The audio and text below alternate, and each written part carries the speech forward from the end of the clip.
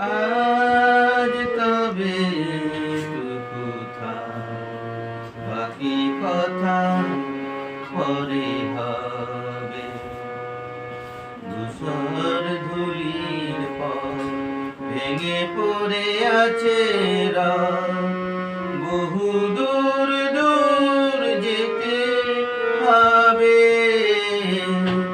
আজ कोई नहीं अपना ये गम